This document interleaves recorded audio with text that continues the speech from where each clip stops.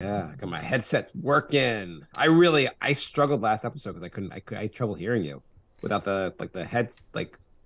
I'm glad I figured out what I was doing wrong here. We got a direct email on Ooh. Instagram. Oh, okay. Do you know how to access that? Yeah, I'll figure it out.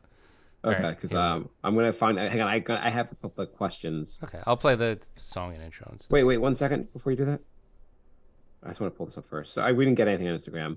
Was asked that someone made the point on Facebook to stop posting the picture of the questions. Yeah, it does cut some of them off. Yeah, that's fine. I switched it. Not a huge deal. Okay. I can. It's not. That wasn't like it. It's one extra step. I could take one extra step. Okay. Let me just do one thing real quick. I always take a picture of the questions, so easier to get to.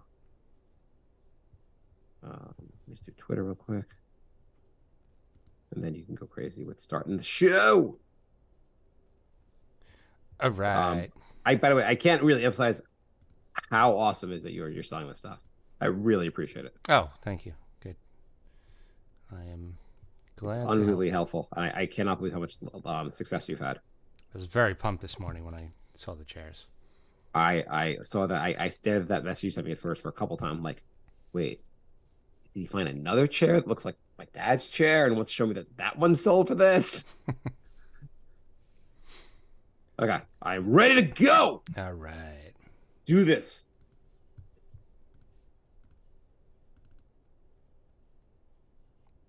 No, we're just gonna. Okay. False start. We got the real start. That was a trick. Here we go. We are the New York Knicks. I'm back in the New York groove. Well, it's the Knicks. New York. We are the New York Knicks. New York. For this new season we're about to enter, the Knicks is taking no short, just like winter. New York, New York. New York be about the Knicks, huh? But the best thing about New York City is K-N-I-C-K-S. Everybody say go New York, go New York, go! Go New York, go New York, go!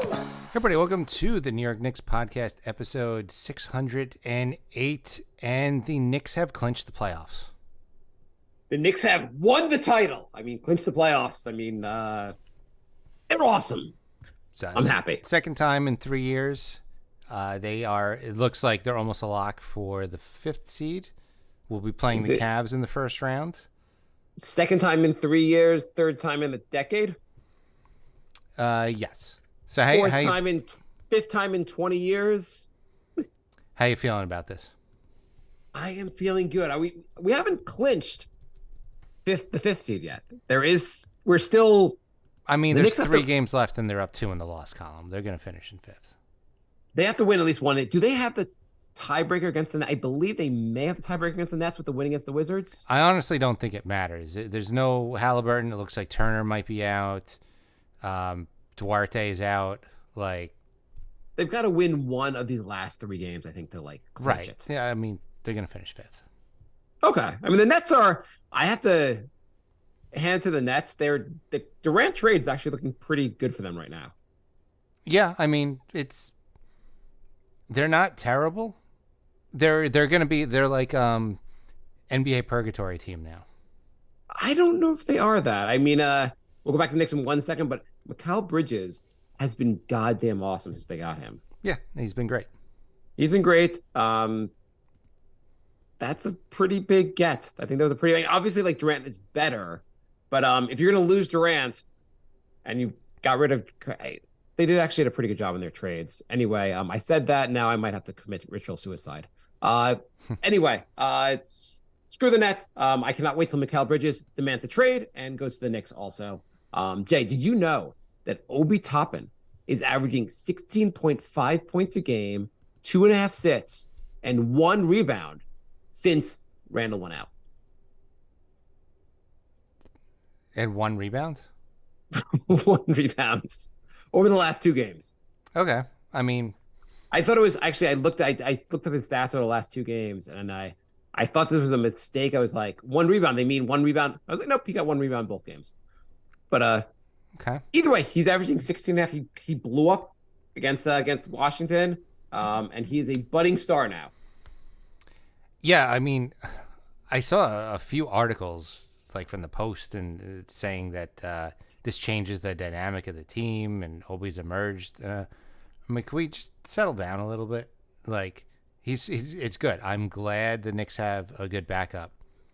Let's debate. First of all, we do not know if Randall will actually be back for game one or any game against Cleveland. We don't know this yet, right? He has to, or the What do you Knicks, mean he has to? He's being reevaluated in 2 weeks when playoffs start. Yes, and if he's not back, the Knicks are toast. I don't care about all it. Like, great, Obi's good. The Knicks are toast if Randall doesn't come back. Okay, why don't we play? I'm going to play a little. Can we play debate time here? Yeah, let's do debate time.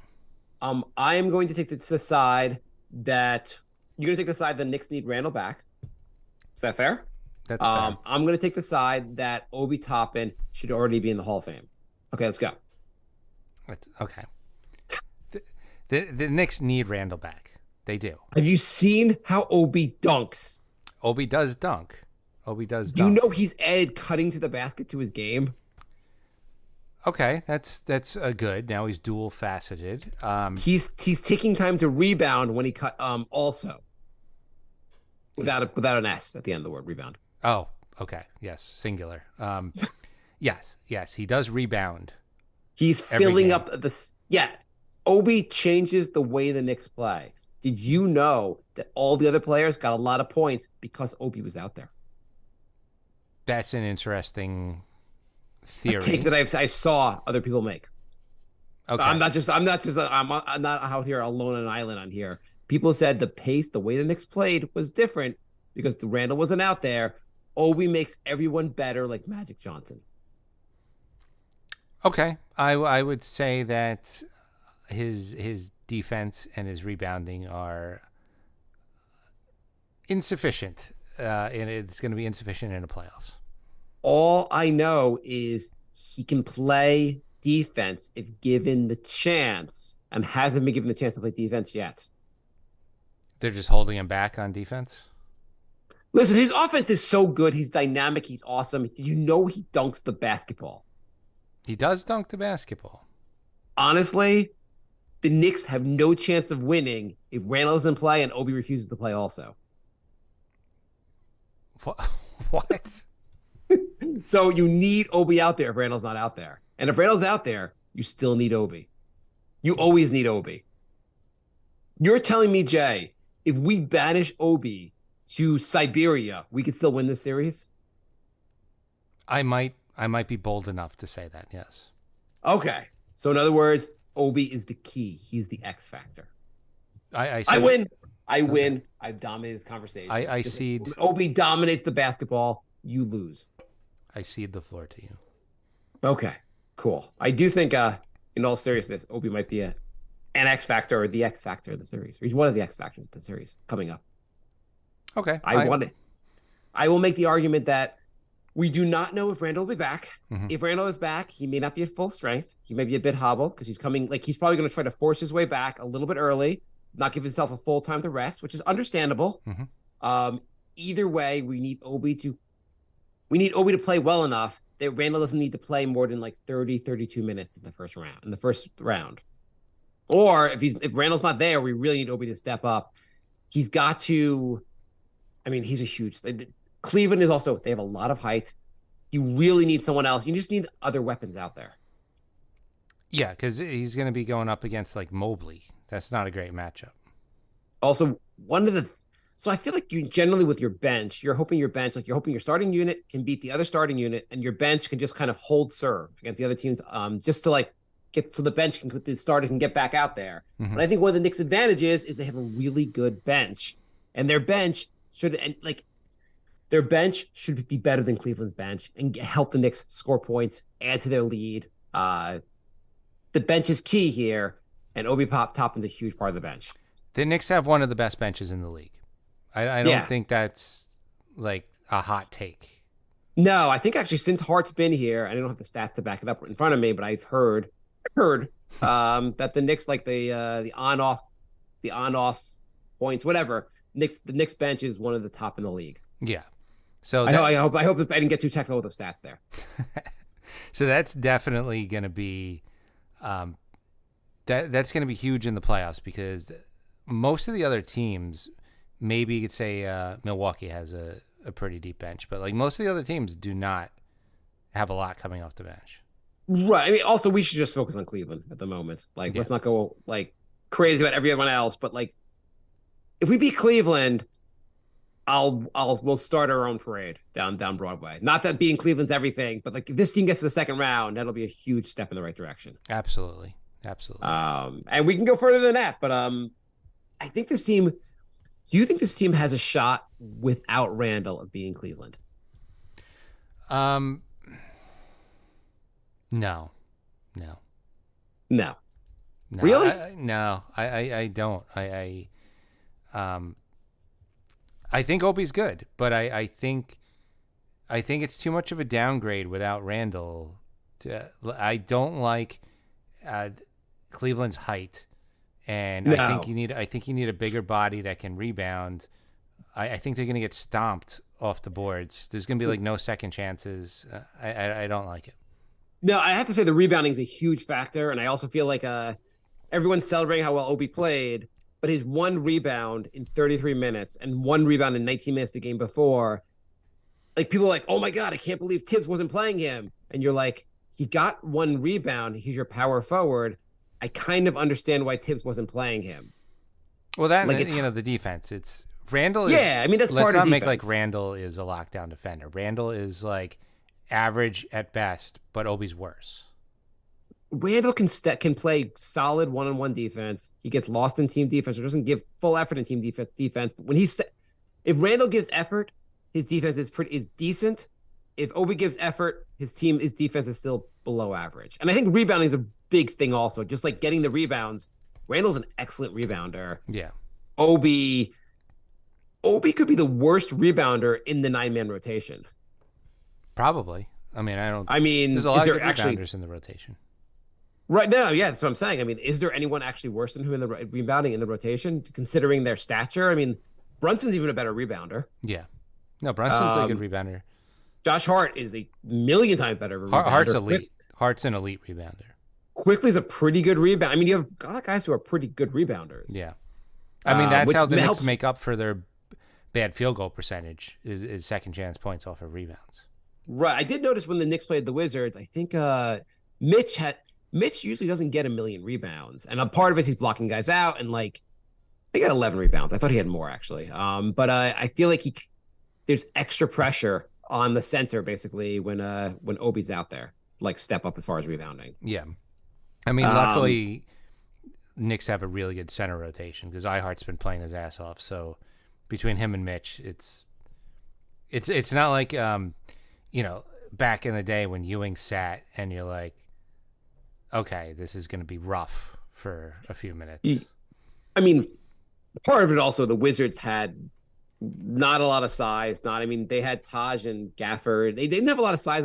The Knicks played a second unit basically the whole game. Yeah. So as much as we want to go like, hey, I mean, the Knicks beat them pretty handed. Like they was close in the first half. Knicks took over in the second half, like they're supposed to. But it wasn't like Obi played well, but it's not like he beat the 96 Bulls out there. He played basically a second string team.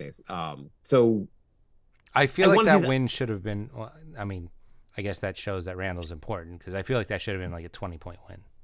No, I mean, they could have. I think it could have been 20 points. I mean, the Knicks kind of just let off the gas at the end. And the beginning. And the beginning, yes. I mean, they were down by 6 like halfway through the second. It's like, I know. I was actually getting worried. I'm like, are they really just going to blow this game? I mean, also, Corey Crispert hit a bunch of shots early, a couple threes, and you're like, it's the same. That dude from Minnesota. What's the name again? Who was the guy from Minnesota? Prince? I was like, is this happening again? Dude, every time the Knicks play a bunch of like a second unit, is one guy going to be like Steph Curry out there? He shoots like 80% for the game. Yeah. Yeah, crazy. it was like I was like, this can't be happening. This really cannot be happening. Yeah. But then it wasn't actually happening. I mean, the Knicks can wear it. Knicks are strong. That's one of the biggest strengths we said. Like the second unit's so strong. there's no like, okay, we can take it a little easier, or like we have a lighter matchup now that like the starters are out of the game. The Knicks will wear you down. Yeah, because it's the drop off in most positions is negligible. I mean, I would argue point guard is a pretty big drop off, but like, when iHeart goes in for Mitch, it's like it's almost the same, right? And then when like Grimes goes out and IQ comes in, like you might even say IQ is better than Grimes. So like, I feel like it's kind of almost like there was a bunch of years ago when the Jets were actually good in the playoffs. I think it was when they had like I think it was when Damian Tomlinson was there. But like I remember there was a playoff game they had, and I think it was against the Chargers, where basically the Jets' entire game plan was to run the ball up the middle every goddamn play. Mm-hmm. And for the first half, it looked just stupid. The Jets kept playing shut down, and they were just like, you're like, why do you keep just running up the middle or running the ball? Like you're getting nowhere. But somewhere in the second half, basically, the defense just got tired, and basically all these runs at the middle end up being like, oh, that was for 15 yards, that was for 20 yards, and they just ran over the team in the second half. And I feel like it's just like a rope-a-dope, like Muhammad Ali really wears you down. Mm-hmm. Not the Knicks are trying to wear you down, but like the attack never ends. Basically, we keep attacking and attacking and attacking, and eventually, a lesser team just goes, we can't keep up with this. Yeah, I mean that's that's the thing with the super teams, like. The star sits and you're like, awesome. Like, this is our chance to catch up. Jay, are we a super team? Is Derrick Rose finally right? We're a super team everyone's talking about? No, I feel like the Knicks are more like a Pistons early 2000s team where it's like they have really good players, some all-stars, but they don't have a superstar. But they have like a well-rounded, deep team. A more complete team, but not necessarily like everyone's pretty good. No one's great. Yeah, I mean they have they should have had 2 all-stars on the team. But yes, they don't have a Giannis. They don't have a Jokic. They don't have an Embiid. But like they have a really good. I'm pretty much happy with their 9-man rotation. Yeah, everyone. It's the interesting thing with the 9-man rotation when everyone's healthy is the Knicks. I mean, obviously, if you have an all-star, you can find a way to get him on the team and so forth. But if you said like, how am I gonna? And this is a later conversation for the offseason. But how do we want to upgrade this team? It's not going to be obvious because you kind of like everyone in the rotation. I like everyone in the rotation. I think it's obvious where you need to improve. I mean, you can say just like areas like the shooting overall. By the way, the Knicks over the last, I looked it up earlier. The Knicks over the last 10 games are shooting about 50% from the field. 50? And I think even the last 20 games are almost 50% from the field. Mm-hmm. So the Knicks shooting has been better as of late. Yeah, but what about their 3-point shooting? Because that's not good. You don't think so? No. It's it's been. Well, you know what? A big factor in that is another guy who is, I think, a huge X factor for the playoffs would be Grimes. Mm-hmm. I feel like Grimes has been playing a lot better lately, and when his threes go down, it makes this team a different offense. Yeah, having an outside shooter changes the way defenses have to play, and earlier in the season, the Knicks they had nobody shooting even league average for like a quarter of the season. Okay, so the last 20 games, the Knicks field goal percentage is 49.6%, which I think is pretty solid. Yeah, that's fine. And their 3-point percentage, what do you think the last 3-point percentage of the last 20 games? 36. 37.5. Okay. That's slightly above average. That's good. Okay. I think that's pretty good. Mm-hmm. I think for it's the better season, than I thought. It's better than I thought it was going to be. I think their stats have looked a little better, or as of late. Basically, I think that's the bigger point. Let's see. Off. Well, I know it was miserable at the beginning of the season. You have to look at the season. Like there are different parts of the season. The pre-Dallas game, the pre 9-man rotation, Dallas game, up to the Dallas game. That's one portion of the season where everything was miserable. Mm-hmm. Then there's the Dallas to the. You can. By the way, I hate when people are like, "Well, the Knicks aren't that good if you don't consider their 8. If you just take out their 8-game and 9-game winning streaks, they're not that good." I don't know. I hate when people are like you don't count their wins. Do you know if you take out all the Knicks wins, they have over 30 losses and no wins. It's pretty pathetic. Yeah, that's a really bad record if you remove all their wins. Okay, so Not that the Knicks are, I mean, for the season, the Knicks are 20th in 3-point percentage. They've moved up a little bit actually. But if they were shooting 37.5% for the season, which they're not, that would put them 8th in the league. Mm-hmm. Making the point, they're playing a lot, they're shooting a lot better lately. Yeah. And they're on that field goal percentage, the 49.7% would put them 2nd in the league. In this 3rd in the league, right behind Sacramento. They'd be 3rd in the NBA. Again, that's only for 20 games versus you want to see over 40 games? I just think the Knicks stats are looking a lot better second half than first half. Yeah. Yeah. I mean, I just the eye test tells me that. Well, that and their record. Yeah, that's true. But over 40 games, the Knicks field goal percentage, which is a pretty big sample of the season, is 48.2%. Okay. That's pretty, I mean, on the season, the actual Knicks percentage is, let's see, in field goal percentage, the Knicks are 21st in the NBA, and they're at 47%. I guess the numbers are pretty close. So the bare Anyway, minimum Knicks, wants to know, do y'all think it's and by the time? way, their 3-point percentage also over the last 20 games, because you didn't ask, is 36.8%. So it's whatever. Go on. Bare minimum says, do y'all think it's time to move off of RJ? I love the kid's personality and work ethic, but I just don't think his skill set fits with JB and Randall. I don't think that's so easy to do. Like, I get what people are saying. Like, there are guys you can replace him with. Like, I mean, if you drafted Mikal Bridges, that'd look pretty good. There'd be a lot of guys that might be better fits with his team, but the Knicks have him on a long-term contract that starts next year. If he's a piece in the star trade that makes sense, I don't know how else you'd move him. I mean, I think that the Knicks are still going to try and make a star trade. No matter what happens this season, unless they win a championship, I think they're still going to try to trade RJ, one of Rose and Fournier, and their war chest of heavily protected draft picks.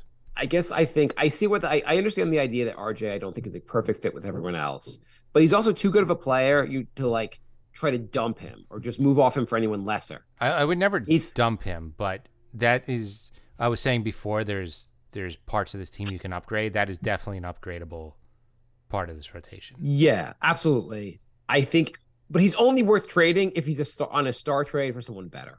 Otherwise, you keep him on the team. He's got too much. There's a lot going for him. He's just not an ideal fit. Like an ideal fit would be like someone, if our version of RJ that can play better defense and shoot the three. He can't. He's not great at either. Though he can get better on defense. The Knicks are too good to make a trade where you downgrade and get like a pick down the road.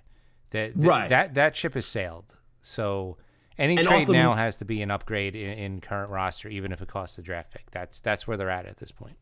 Right. And it's also about, it can't be something where you're like, I'm going to dump this salary to use the money elsewhere. The Knicks are going to be over the cap. Yeah. This summer, they're going to sign. They are likely going to extend IQ and most likely bring back Hart. They're already over the cap to begin with. There's no cap. There's no money to spend. Besides, you're going to be kind of locked in on this team outside of like a star trade. And you definitely want to lock the team in because that new CBA is going to make it harder for teams to stay over the cap. Oh, share with us, Jay. Tell us more about this new CBA. Yeah, so like contracts like John Wall this year, he would not have been able to sign with the Clippers. Why? They're making the penalties for going over more. They're reducing mid-level exceptions. They're basically trying to stop dynasties, I think. I don't know why maybe prevent teams from going too far over the cap. Because it really is ridiculous how, I mean, the cap is a bunch of hard. The NFL is a hard cap where teams have to make real choices about keeping players. The NBA is a soft cap where the cap's at this number, but if you finagle it, you can go 60 million over. Yeah, no, I agree with that. Having one team with a $300 million roster and another team with an $80 million roster is not great. It's not great for competitiveness. It completely makes sense. Yeah.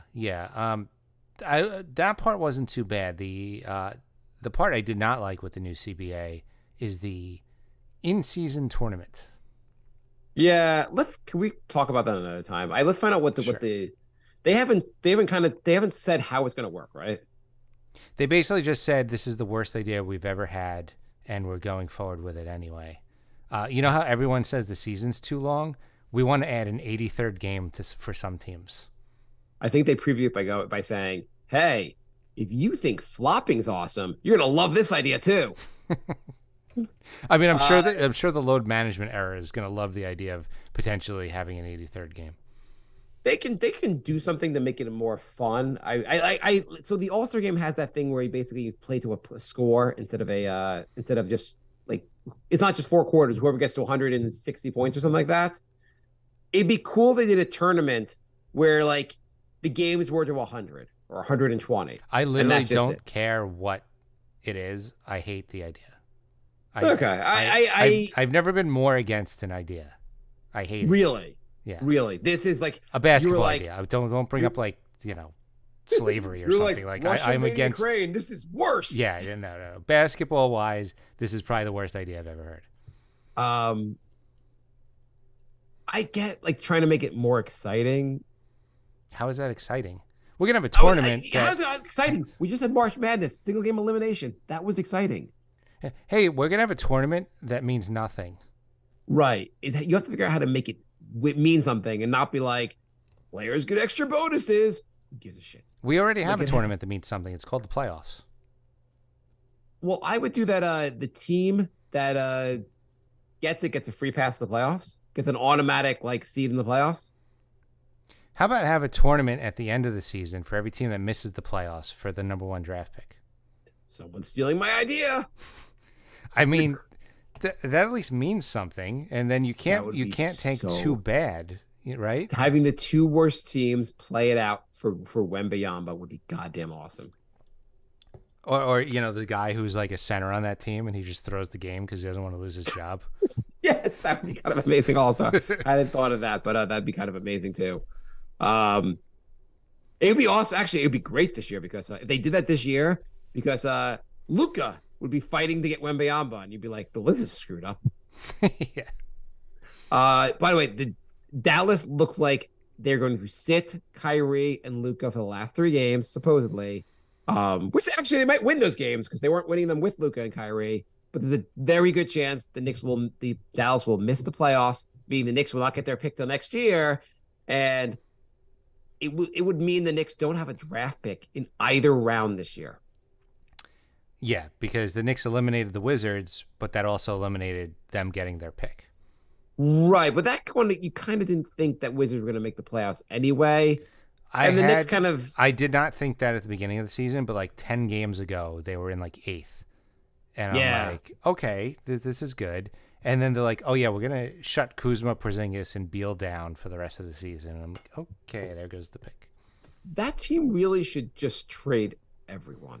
So there's a rumor they're going to lock in Porzingis and Kuzma. They just want to lock in like an 8 to 10 seed team. I would be, instead of locking, I would try to trade Beal while he has any value left. Good luck trading him. $50 million a year. Good luck with that. And Kuzma is not exactly a star. Trade KP just because like it'd be funny to see KP gets traded to every team in the league. I mean, it's hard with Kuzma because if you don't sign him, you lose him for nothing. Beal, I don't think you could trade Beal. He's making like $50 million a year. He would be tough to trade. Porzingis, I think, is the only one you could trade, but even I think he's up for a new contract too. Is he up this year? I think they were talking about. Yeah, he is. He's in the contract year, so like, they're either going to let Kuzma and Porzingis walk for nothing, or they're going to sign them to like terrible contracts. Here's a question for you on a different note. So Kyrie is doing a good job of making Dallas a miserable place to play. Maybe Doncic asks out. I mean, we have not heard any rumors that Doncic is miserable there. Well, the rumor is that Kyrie is going to test free agency. So if he leaves and Dallas gave up all those assets, like I could see Luka snapping. Did you see the interview today with Luka where they asked if he misses Brunson? Yes, he was. He almost looked teary-eyed. Yes. people said like it was kind of a knock at Kyrie. I think it was just a appreciation of how good Brunson was. It Yeah, was just like, I didn't take that as a knock at Kyrie at all. I just took that as like, yeah, Brunson was awesome, and it sucks that he's not here. by the way, let's just do a quick. Why don't we cut to the audio of we have that audio of Kyrie calling his agent to tell him he's going to explore free agency. Here, you can cut to it. You're Kyrie. Hey, I got something to tell you. Oh yeah, what's up, Kyrie? Yeah, so you know how my contract's up this year? Yeah, Yeah, I'm going to test free agency. you drunk? A little, but I'm going to test free agency. I told you not to drink on like 2 o'clock on the weekend. It's just not a. That's all right. We were all God's people, and I'm gonna do what the will of the people. Okay, you're gonna walk off the side of the earth also. Please refer to me as Hella. Okay, I quit. Bye. I can't believe who in their right. It's weird because you know what's gonna happen is he's gonna be like, I only want a max deal, Yeah. and every other team in the NBA is every team in the NBA is gonna be like, cool. I hope someone else gives it to you, and then he will be on Twitter saying or Instagram being like, I've been blackballed, Yeah. and like he'll sue the league, and people will be like, he's out of. He'll be a class action with him and Cantor. I mean, since Dallas like gave up all his assets, like they kind of have to give him a long-term contract, right? That's I don't think that's actually that's called sunk cost. You gave up the assets. You need to realize the assets are gone, and even worse move we sign this guy to a 4-year deal or 5-year deal. I mean, you can bring him back for 1 year. You might want to just move on. They're in a tough position there. If they move on, what like then they risk. I guess you have to talk to Luka, and you have to be like, do you want us to sign this guy? Yes. I think that's the only solution. Like if I'm Mark Cuban, I do that because if you sign him and Luka doesn't like that, he's out. He's gone. I think we have a preview of that conversation. You want to cut to that audience? Yeah. We have a lot of exclusive audios on this show.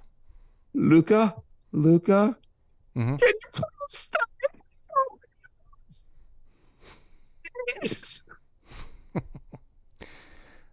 So can you drive me to the airport? Your audio is just gone, by the way. What's up? Well, I don't know maybe the way you were talking, your audio was just gone. Oh, God, you couldn't hear me? No. Oh, can you hear me now? Yeah. Okay, we're still recording. So whatever tone of voice you used, your mic did not. I used crying and whining. That's what I did. I should have cried from further off. I'll cry like this. I have to think that like the Kyrie move. What do you think is going to happen next season? Suddenly it's going to look so much better. The team's been terrible, and I know they've lost their defense, but like that's the problem. They have, Luka's been really bad on defense. Kyrie was never very good on defense, and then you traded your best defenders. Like I mean, maybe they get a top player in the draft because they have a higher pick. Christian Wood's terrible on defense. That's like their third best I mean, player. you really, and I don't think they have a ton of cap space, and your cap space is probably gone if you sign Kyrie. So I feel like you can't bring Kyrie back. And the Lakers, I guess he goes and joins LeBron for one more run. I guess. And the Lakers give him one more. Okay, let's go back to the Knicks. All right. We're good on that. Do you want to go back to the Knicks? Yeah. Actually, I just want to ask you, there's been a controversy not a real controversy, but people are talking about who's the MVP. Embiid, Jokic, Or Giannis. Embiid, Jokic, or the Greek Freak. Who are you leaning towards with MVP? So I just want to say that it's the most valuable player, not the most best player. Though I think people interpreted that as the most best. I think people don't understand that. And they're like, oh, LeBron got robbed all those years. And I'm like, he joined super teams, so he's not as valuable to his team because if he leaves, they have multiple all-stars. I think that takes a hit. Honestly, like... he was really the best player, and even in those super teams, he was the most valuable. But I get what you're saying. But was he the most valuable in the whole league? He might have been the most valuable to that team. But like with the Heat, if he left, you still have Wade and Bosh. Like, I don't think he was the most valuable to his team. Fair point. If you're going to really put the emphasis on the word value. But anyway, so would you say basically that Embiid should be eliminated of the three because his team has the worst record. They have a very good year, but the other two teams are just better records. No, because they're still the 3 seed, and they still have a very good record. They're still going to win 50 games. So I would not eliminate them because of that. I would definitely deduct points if I'm like doing a points ranking system for missing a lot of games. Right. But Embiid's missed a bunch of games also. Sorry, Embiid's missed a bunch of games, but it hasn't like how many have Giannis played? I think Embiid's played the least of the 3. So Okay. and if it's close, I'd say, but when you get into like the 60 something games played, I think that takes a knock on your chances. I feel like Giannis is in third place in a lot of people's minds. I don't understand it. I would give him to him. I would The think, team, yeah, Giannis. I mean, Giannis, by the way, Giannis has played 62 games. Are we sure Embiid? I'm going to look this up. I don't think Embiid's played a lot less games. I didn't realize Giannis missed that much. No, Giannis has missed a bunch of games. Wow. Let's see. Embiid has played. See, I mean, I don't think Jokic is Embiid has played 64 games. Mhm. He's played more games. I think Jokic has played the most. Yeah, Jokic has played, I believe, over 70. Denver just hasn't looked quite as good lately. He's played 67 games. They're all bound the same. No one gets a Wow. benefit from games played because they're all playing around the same amount. Okay, so that's a wash because they're all in the 60s. If one of them had played like 75, I would be like, okay, that's the clear. I think Giannis is the best defender of the three, and he's and I give him the edge to Philly because his team just has a better record. As far as support, I don't think he has any more. I think Philly and Milwaukee. Maybe Milwaukee has a little bit better of a bench, but like I don't think it's like a clear so much better. Well, I mean, he's got Middleton missed a Harden. bunch of time, and Portis fell off a cliff halfway through the season. So I would lean toward Giannis. Jokic's defense has been a problem lately. Yeah, Teams are like Denver hasn't looked- attacking him. Like it's not good. He's an unbelievable player. Yeah. I just think of the and you have to nitpick, but I think of the three, I would just give it to Embiid. I put him first. I mean, not Embiid. I mean, Giannis.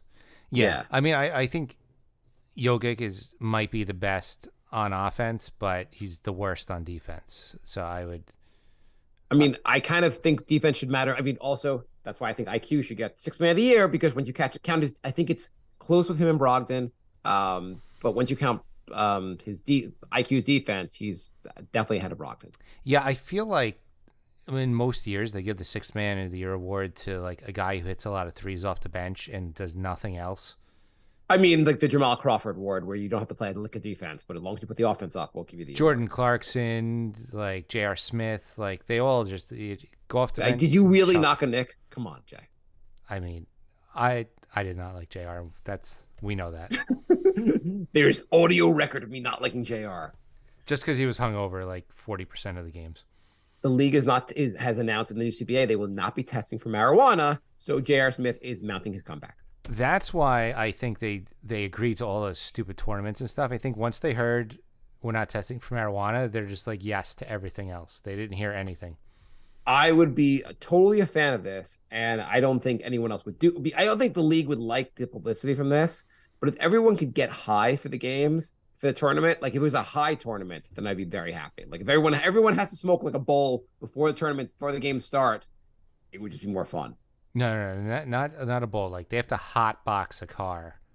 Yeah. The locker room has to be hot boxed before the game starts. I want them like red-eyed and sluggish trying to play, like stupid giggly. I don't like not just stoned. I want them like fucked up. Yeah, let's make this silly. Make them all wear sumo suits. Make it a ridiculous. Bring back make slam ball with the trampolines. Yes, slam ball. This should be all slam ball. Slam ball with sumo suits. That I can get behind that. So the Knicks also, we didn't even mention, the Knicks had a huge victory against Cleveland. Yes. So Randall out, still beat Cleveland. Huge win. That was also, I don't know why we waited on this one, but I mean, that was no defense, or not no defense, but limited defense in the first half. Mm-hmm. Brunson and Mitchell went head to head. It was kind of awesome, and especially awesome because Brunson outplayed Mitchell, even though Mitchell was goddamn awesome. Career high, 48 points. Yeah, Brunson was ridiculous with what he was hitting. I mean, so was Mitchell. It's going to be a really, assuming they play each other in the first round, it is going to be a really interesting series. I think it's a good matchup.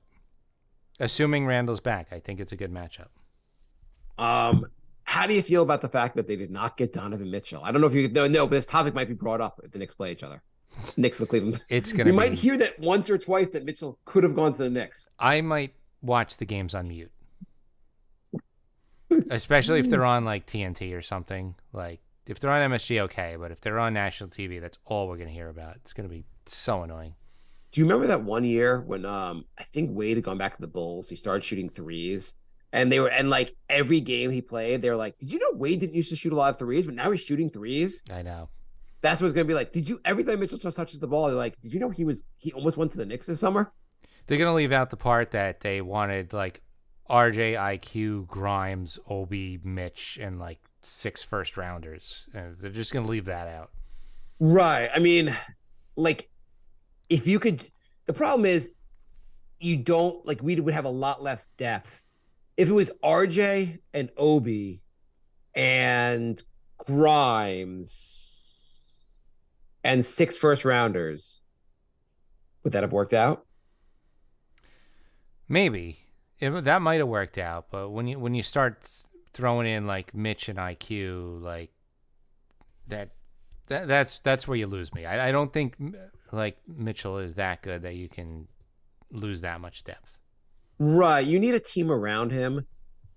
I almost feel like even including Grimes. I get the idea of holding Grimes back. You like either it's. I mean, to a certain extent, you'd have to have said to that. What you have to say to them, and what they probably did was like either it's about the picks or the players. You cannot have both. I mean, you cannot have 6 first rounders, and we give you a bunch of our players. We thought Cleveland had a much better supporting cast, and they're only 3 games ahead of the Knicks. Yeah, I mean that really is. Well, the thing is, they're 3 games better than the Knicks with Mitchell. So like the supporting cast. The thing is, we had no idea. Garland and Mobley, like it's still like a really good team. Jared Allen, who didn't play, but yeah. I mean, they have a very good team. What we didn't know we didn't know we'd get good Randall. We weren't sure about that. Mm-hmm. We did not know that Brunson would be an all-star, basically. Mm-hmm. Not officially an all-star, but basically an all-star. We didn't realize we were getting a guy on the verge of really breaking out. Yeah. Those are the big things. Little things, we didn't know we'd get Hart and how good Hart would be. We did not know quickly would make a leap and become kind of awesome. Mm-hmm. We did not know. Well, we didn't know. Well, I guess we kind of knew what Barrett was, and Barrett is kind of the same player. Hasn't made the leap. We didn't know how good Hart was going to be. Hartenstein. Also, Hartenstein's passing lately has been a lot better. Yeah. He's been a lot bigger of a factor with passing. That's what he was thought to be when the Knicks got him. Right. It was just kind of figuring out, I think to a certain extent when he first came here, it was kind of like, hey, we have Mitchell Robinson. Hart, can you do this? Hart, can you do the same thing when you go out there? Can you just be Mitch Robinson? And Hart was like, I'm not kind of that player. Mm-hmm. I need to figure out how I fit in here. Yeah. I think if we're doing the player power rankings, which I guess I said we could do this episode, but we did not do it for this episode. I put Iheart over Robinson right now. I think he's outplaying Mitchell Robinson right now. I do too, which is crazy. Yeah, I don't even think it's a knock against Mitchell Robinson as much as I think Iheart's been playing really well lately. Yeah. Hence him being on the closing lineups. We got some questions. Let's do the questions. Sure. Did you find out how to figure out how to get that direct message on Instagram? Yeah. So this is from Dylan. He says, is there any case we can make that Philly would be a better first-round matchup than Cleveland? I mean, the case I think you would make also is just the idea that James Harden does not have the best record in the playoffs. Correct. I also think that they're not nearly as deep as Cleveland. They are not deep. They are absolutely not deep. Their bench is not great. Right. So I think you can wear them out. Basically, their starting lineup is better than the Cleveland, but their bench is worse. So you'd have to figure out how not to send Embiid and Harden to the line 47 times in the game. Yes. Which is a surprisingly hard thing to do when every time you come near them, it's a foul. Yeah. Yeah. So you can make a case that that they're definitely beatable, but I think Cleveland's looking more vulnerable at the moment. So I think this is working out as good as it could. I mean, in fairness, though, if you don't want to overplay regular season games, the Knicks weren't the Knicks 4-0 against Atlanta that year, 2 years ago, or 3-1. Yeah, They yeah. They had really beaten them up in the regular season, and Randall, who gets a lot of crap for the playoffs, had just lit them up in the regular season. Mm-hmm. Regular season and the playoffs are different. Both Cleveland and Philly are both scary teams in the playoffs. And either one, if Cleveland or Philly, I think Cleveland and Philly have a legit shot of going to the finals. I think Harden is usually really good in the first round. He doesn't usually.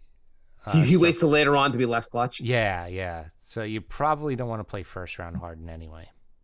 I can't see us basically. It'd be tough to fall. It'd be better. I think you're right. We're staying in the 5th seed. The Knicks are going to win at least one game of the last 3, so it's hard. It'd be hard to believe the Knicks are not going to play anyone besides Cleveland at this point. If for them to fall, they'd have to lose all 3, and Brooklyn would have to win all 3. So I don't see it happening.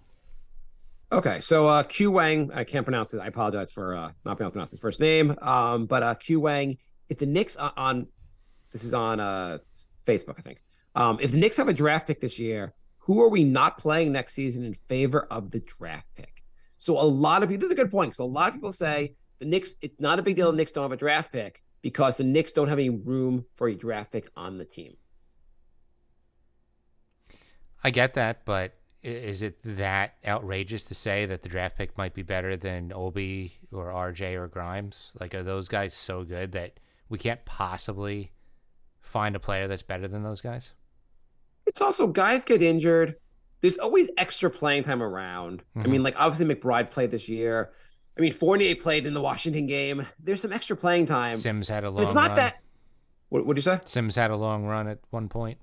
Yeah, it's not that the guy, whoever they draft, is going to play 30 minutes a night and going to be an integral part of the team next year. There's a good chance they're not. Even if they're a very good player, it will be a hard lineup to crack. Mm-hmm. But there's a decent chance if you keep drafting young players, over time, they crack the lineup. Mm-hmm. Like, it'll be 2 years in a row where the Knicks have drafted no one. Yeah. I mean, they got Trevor Keels, which is basically it's basically like getting no one. Yeah. No offense to Keels. Basically they'll have 2 years of not filling. The Knicks are not an old team; they're a young team. But you want to always backfill. You want to always add young players who are going to develop. I mean, that what's his name? Who's the guy again that I salivate over in Oklahoma? Jalen Williams. Yeah, Jalen Williams. He can play defense. He's been playing pretty good on offense. And you may say, like, hey, if the Knicks had drafted him, he'd only play 15 minutes a game at most. You know what? He's a pretty good player. So even if year one he played 15 minutes, he'd get more minutes going forward because he'd just outplay some other players in the rotation. Right. I'd rather have, again, no offense to Obi, I'd rather have him out there than Obi. You always want players that are better. You can't be like, I love Quentin Grimes so much, no one else can play over him. There are players that can play. I love IQ. There are guys that are going to be better, can play over him. It's always good to, like, you don't want to just say, like, spots 11 through 50 on the roster should be complete trash that can't play because it doesn't matter. Well, there's also this. The Knicks are in 5th. You can make that argument if the Knicks are in 1st, but they're in 5th. So, right. If we won the title, you're like, okay, this team really is perfect. We don't need to necessarily improve it.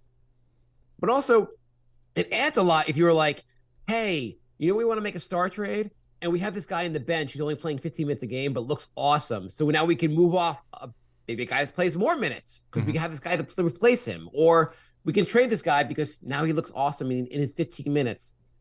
You can just make your team better. Like, I really think this idea that Knicks don't need to draft anyone because there's no obvious place to put them in the rotation is just not, it's not understanding what the value of the draft is. Always add more talent. Always add more talent. Yes, you can.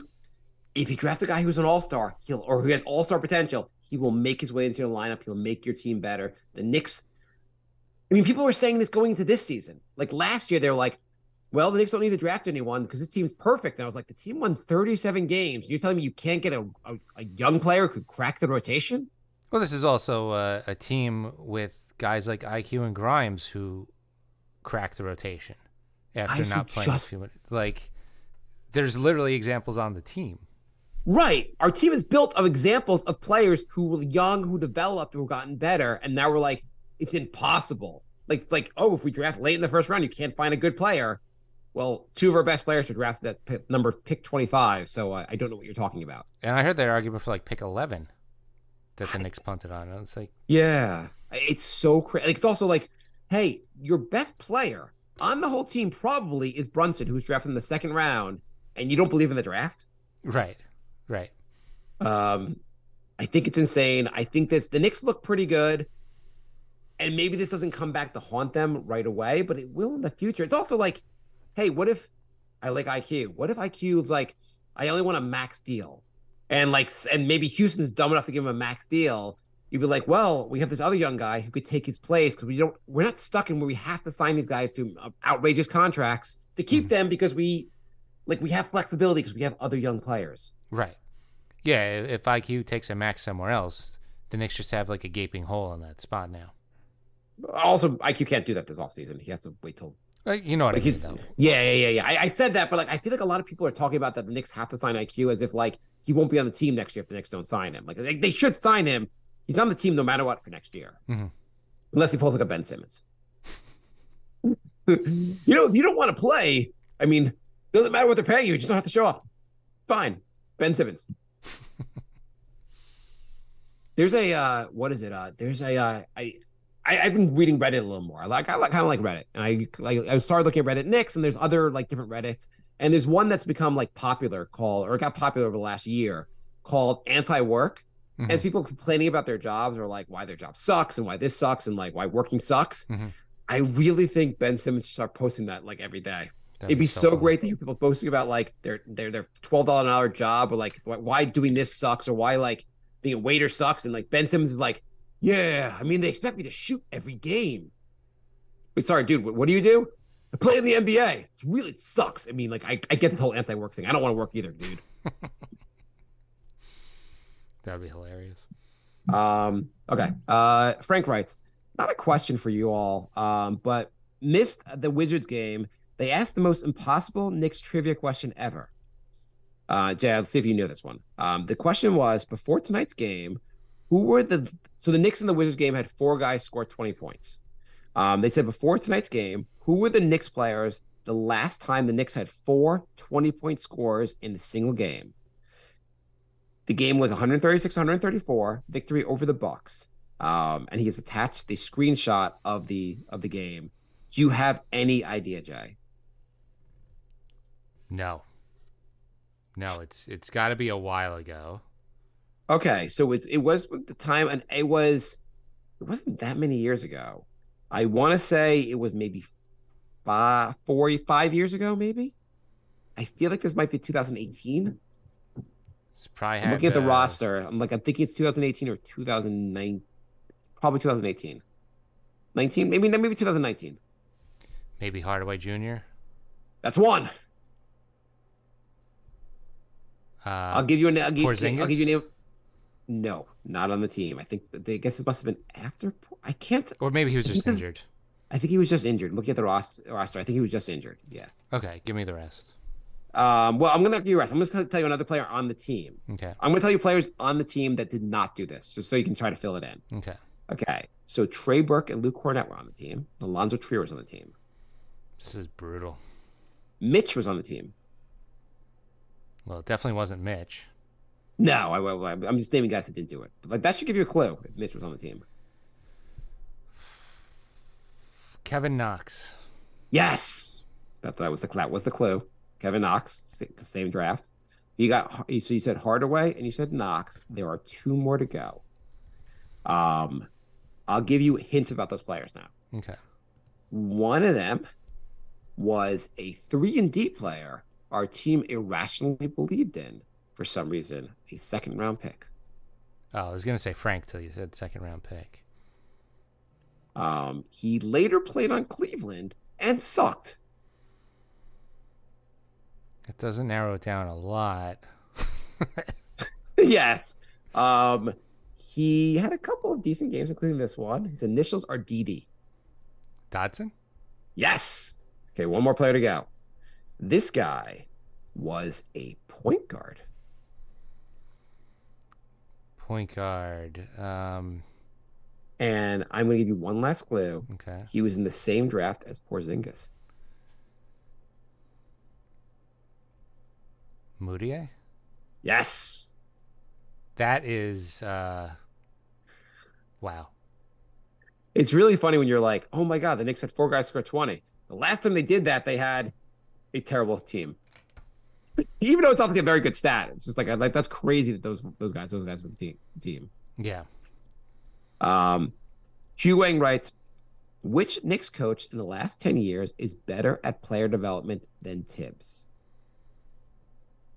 I will up the ante and say the last 20 years. Name a Knicks coach that is better than player development. I don't think there is one. They can make the argument. Maybe Woodson. I don't know if you can make the argument Woodson because the Knicks, not like the Knicks developed any young players under Woodson. No, they had like the oldest team of all time with Woodson. You can't say Hornacek or Fisher or Miller. No one was even here very long. No. Yeah, everyone was there for like a season and a half. The only one, yeah, it really is. The only coach where young players showed actual development under, even though he gets no credit for it and apparently plays no young players, is Tibbs. He doesn't play the young guys though. How's that possible? Do you want to make our debate? Because Jay sometimes will debate people online who make the argument that Tibbs does not play the young players. So I'm going to take the side of it's a debate episode. I'm going to take the sides of that Tibbs doesn't play the young players, and Jay will take the side of reality. Okay, let's go. So, Fournier, tell me about how Tibbs doesn't play the young Tibbs players. doesn't play the young. He's never played a young player. Did you know he started Alex Burks over Emmanuel Quickly at point guard?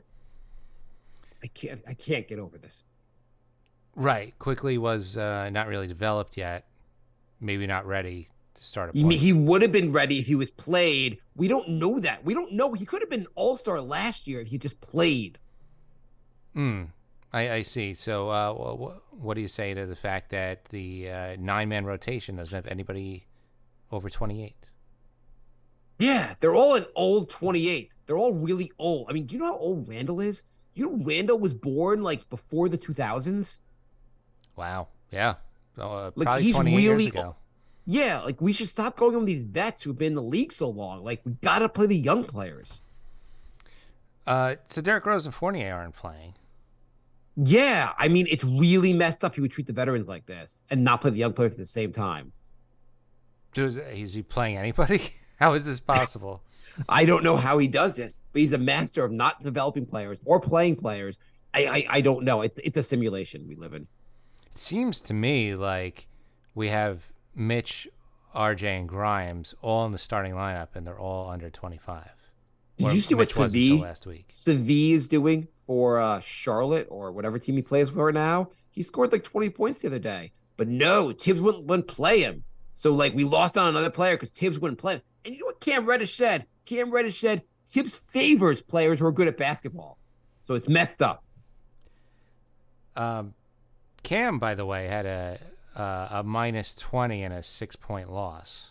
Yeah, it's a lot of favoritism towards guys who are good at basketball. It's really messed up from the coach. Everyone plays. Listen, ever since I was 6 years old, everyone gets playing time. Everyone's supposed to play equally. It's not fair if guys are supposed to play who are just because they're better at basketball. It's all political. Blacklisted. It's all political. You know Tibbs hasn't played Enes Kanter a minute this season? That's because he spoke out against China. Exactly. Also, LeBron James, his son, who's a young player, doesn't get to play either. Crazy. No Bronny out there. All right. Any other questions? Yeah. Whatever writes. What is the playoff strategy to beat the Cavs? We might cover that more on our next episode. We might cover that for the entire episode next episode. Yeah. And Worldwide Knicks writes, are you setting up a playoff watch party? Also, I think Grimes could be the secret weapon for the playoffs. I think so, too. Once the defense gets ratcheted up and teams think about double teaming Randall or Brunson, Grimes is going to be invaluable. Thoughts? Grimes at IQ's 3-point shooting is going to be huge. I completely agree. If Grimes can hit his shots, it makes a big difference. What do you think, Jay? Yeah, I mean, he's going to get looks. So if he can play like he's been playing the last couple of weeks, that's definitely an X factor to look out for. Hart also. I'd like to see Hart shoot some more threes and be more involved. Also, the one thing I gotta say, like the Washington game, if the ball spread out a little more, I know Randall wasn't there. I want to see more guys get involved and more on offense. Yeah, even with Randall back, I want to see a lot more ball movement. And also just Obi, he's playing better. Clearly, his confidence was coming back to him. Like he was doing a lot of things he wasn't doing before. Like you haven't seen Obi doing a lot of cutting this season, but like he felt more free reign to do that because he was getting a lot more minutes. It's great. If his minutes go back to 20 minutes a game, he's still got to cut. He's still got to do everything out there. Yeah. And I think are we doing a watch party, Jay? I don't know. Should we? Can you even attend a watch party? I don't know, Jay. I would like. It would be fun. It would be fun. We could just say like, I want to attend one of the games in person. But as far as we could just say we're going to a bar in the city. We can meet up for the game, and if anyone, we could just mention on the show anyone wants to come meet us. They can meet us there. We're not gonna by watch party. It'll be like 2 other fans come, hopefully. But we could do that. All right. So we'll discuss this week, and then we'll announce on the next episode. Yeah, I feel like depending on when, like, it wouldn't be crazy to go to a bar near MSG and just watch the game. Yeah. We did it 2 other times, and we met some really cool people. 2 other times in only 10 years, 12 years. It was awesome though when we did it. It was. Okay. All right. nyknickspodcast@gmail.com. We're NY Knicks Podcast on Facebook, Instagram, Twitter, and Patreon. And if you want to join the live show, youtube.com/TITOWAJ or twitch.tv/crumpledbacon. Jay, will you get a Knicks tattoo if the Knicks win? They beat Cleveland? No. What if they win the title this year? No. No? No. What about a small the Knicks win the title, like one of the greatest moments of your life, and you get a small little tattoo on your forehead. So I can always tell when the show's gone on too long when we get into this mode. So thanks for listening. We will be back next week. Okay.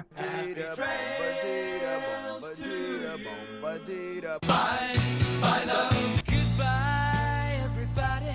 Goodbye. It's all over. Goodbye. It's time to go. This is the end. Say goodbye. You better go away. I'm gonna leave you. It's the end. Goodbye. Goodbye. Just leave me alone. Feels so good to say goodbye. I'm sick and tired and I'm saying goodbye. Goodbye, girl. Goodbye, everybody. Rob said he'd get the tattoo if they win the title. So I'm gonna hold you I think if they win the title, I could be talked into it maybe. on your forehead. No, obviously. I was gonna say, if you do it on your forehead, can I be in the room when you show your wife? I like adding the forehead just because like it doesn't sound so absurd to you say the forehead. Like a tattoo, you're like, oh, on like someplace people can't see. No, like where everyone can see. All right. Thanks for joining, everybody. Thanks for listening. Rob said throat tat. Throat tat. No. I just like I come home and be like, no, I don't know what that is. I got some marker on my neck. Sorry. Yeah, it's not coming off. I don't know what the deal is. Just be like, it's a temporary tattoo. And just say that like every 2 weeks. It's gonna come off soon. It's a temporary tattoo. My cousin, when we were we were teenagers, she got a tattoo on the back of her neck. But she had long hair, and her plan was just to not tell her mom until one day, of course, her hair was just knocked down, and she's like, wait, what's that in your neck? That always works out great. Yeah. Yeah, my sister got one, and I was like, mom and dad are just gonna flip out when they see it. Oh my god, I can't even you think I'll be the cool parent to be like, oh, cool tattoo, or be like, or I'll lose my shit.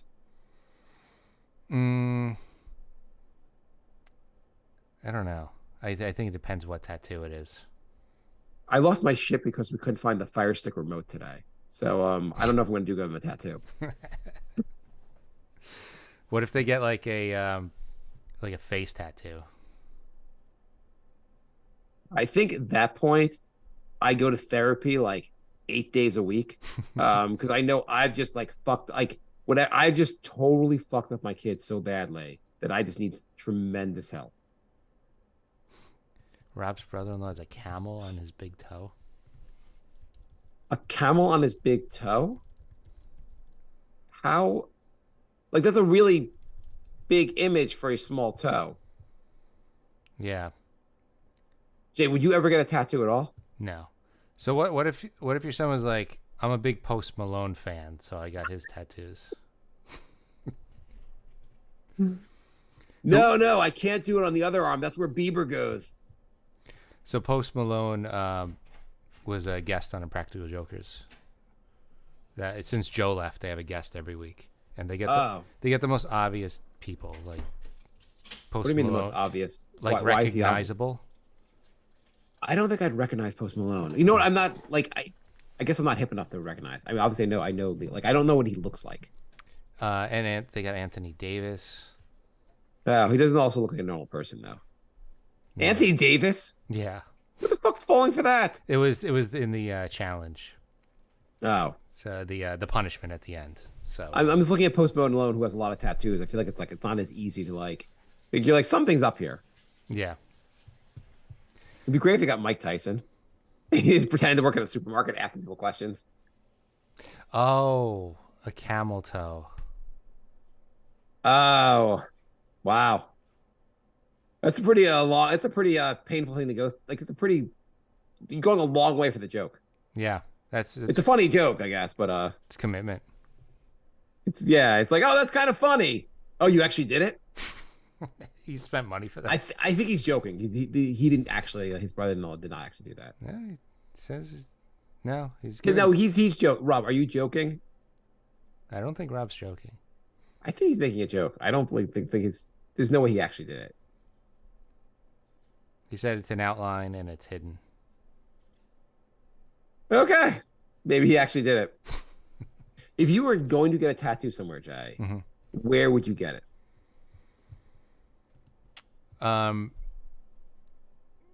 Probably like, upper arm or. Do you want it somewhere where people see it or people do not see it? Probably not see it. I once asked at a tattoo parlor if I could get a tattoo of like a mole next to one of my other moles. He wasn't amused at all. No, not that funny. You outline the mole for surgery? Well, I went in with like an ex who was getting a tattoo, so she's like, "You should get one too," and I was like, "Oh, maybe I'll just get a mole next to this mole." Would you date it? Not, and obviously, I know you're not dating, Jay, but would you date a girl that had a tattoo? I have before. Okay. Oh yeah, you just said that. Would you date a girl that had a lot of tattoos? Again, it depends on which ones, because I was dating one, and then one day she shows up and like her entire calf is like tattooed, and I'm like, this looks like absolute garbage. I think I'm out the door. Yeah. I think I could do like, okay, let's say they have like a little like cute tattoo above, like on the lower back. Okay, fine. Or maybe something cute on their ankle. I think more than one tattoo, we're probably not meant for each other. I mean, I don't mind a few, but it was bad. It was really bad. What about a sleeve? Depends on the sleeve. I've seen some that look Depends on the sleeve, yeah, really? I've seen some that look cool. Yeah. Okay. Yeah. Anyway. I don't think I could date a girl that has a sleeve. I think it look also like that kind of thing. Like, it's not me, but I definitely not a girl. I just don't see it being what I'd want. I saw one or two that looked all right.